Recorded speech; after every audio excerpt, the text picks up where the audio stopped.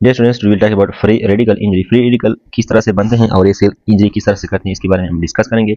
Basic principle में क्या है कि free radical are chemical species with an unpaired electron in their outer orbit. Atom first ये क्या है, एक एटम है, इसका न्यूक्लियस है, एक inner orbit and this outer orbit. तो इसके अंदर अगर एक एटम के अंदर आउटर पेयर में एक इलेक्ट्रॉन होगा जो जिसके साथ पेयर नहीं होगा, तो ये वाला एटम फ्री रेडिकल होगा। ठीक है, physiological generation of free radical होती है and we also have pathological generation of free radical. Physiological generation of free radical occur during oxidative phosphorylation. Cytochrome C oxidase जो होता है that is complex for transfer electron to the oxygen, यानी cytochrome C जो होता है oxidase जो होता है इलेक्ट्रॉन को ऑक्सीजन की तरफ ट्रांसपोर्ट करते हैं। Partial reduction of oxygen ill superoxide. ठीक है, तो रिडक्शन का मतलब कि इलेक्ट्रॉन का लॉस। ठीक है, गेन ऑफ इलेक्ट्रॉन। ठीक है, gain of electron is called as reduction. तो एक पार्शियल होगा तो इसमें हमारे पास अनपेयर्ड इलेक्ट्रॉन होगा, इस it will form super oxide, then hydrogen peroxide, और हमारे पास क्या होगा, हाइड्रोक्साइल रेडिकल बनेगा। So hydroxyl radical will be form that will damage the tissue. Pathological generation of free radical arises with, तो पैथोलॉजिकल जनरेशन जो होती है फ्री रेडिकल की वो किस तरह से होती हैं, ये आयनाइजेशन रेडिएशन की वजह से हो सकती हैं। Water hydrolyse to hydroxyl free radical. ठीक है, यानी water is hydrolyse to hydroxyl free radical, so ionisation radiation. इसके अलावा जो है हमारे पास इन्फ्लेमेशन में भी होती हैं, यानी DPH oxidase in generate superoxide ions during oxygen depending killing of neutrophil that we will discuss letter.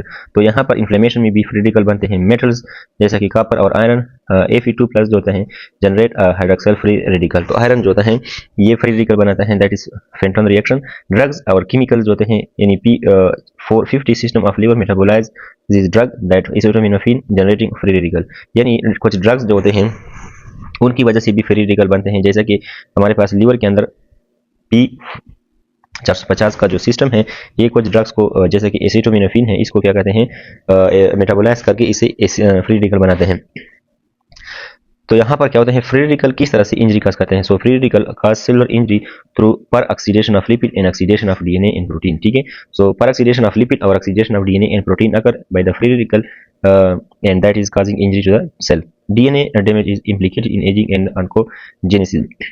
जब एजिंग होती है, ऑन्कोजेनेसिस होती है, तो उसमें डीएनए डैमेज जो होता है रोल अदा करता है। एलिमिनेशन ऑफ फ्री रेडिकल हम किस तरह से करते हैं, how we eliminate the free radical from the body. तो इसके लिए मल्टीपल मैकेनिज्म है। इसके लिए हम यानी अगर फ्री रेडिकल बन गया that will cause tissue injury, तो हमने इन फ्री रेडिकल को किस तरह से रिमूव करने हैं बॉडी से।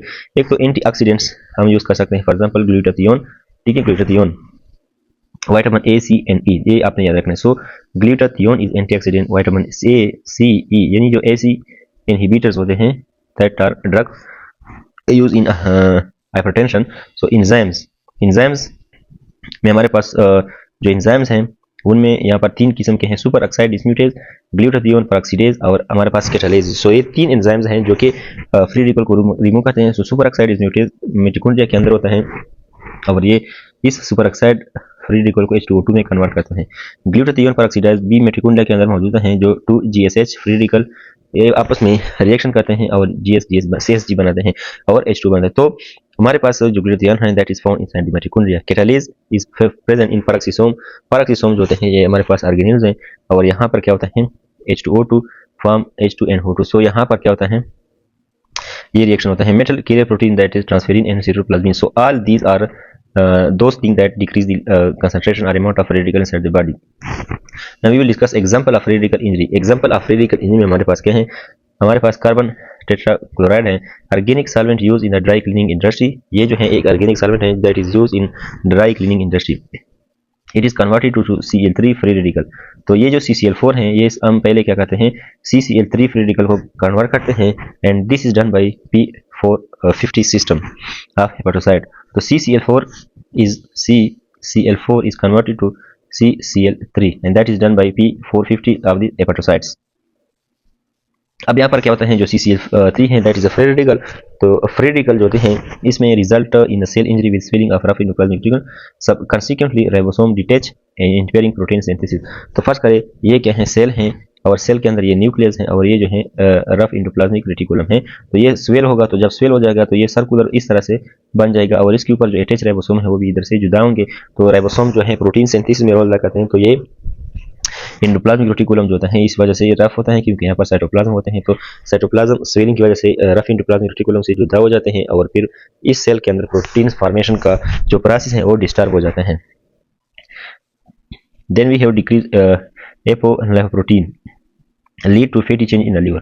तो जब एपोलाइपोप्रोटीन कम होता है इस वजह से फैटी चेंज लीवर के अंदर आ जाते हैं। फिगर 1.12 में ये जो है इट इज शोन, 1.12 में ये जो है दिखाया गया है। So it is shown in figure 1.12 fatty changes. तो ये यहाँ पर अगर हम देखें ये क्या है, fatty changes inside the liver.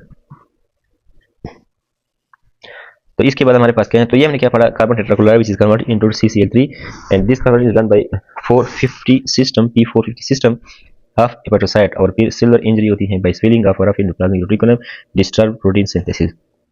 Reperfusion injury, reperfusion injury में क्या होता है कि एक इस्कीमिक टिश्यू होता है, उस इस्कीमिक टिश्यू को दोबारा से ब्लड शुरू हो जाता है और यहाँ पर फिर ऑक्सीजन के फ्री रेडिकल बनते हैं। So return of blood to ischemic tissue result in production of oxygen derived free radical which further damage the tissue.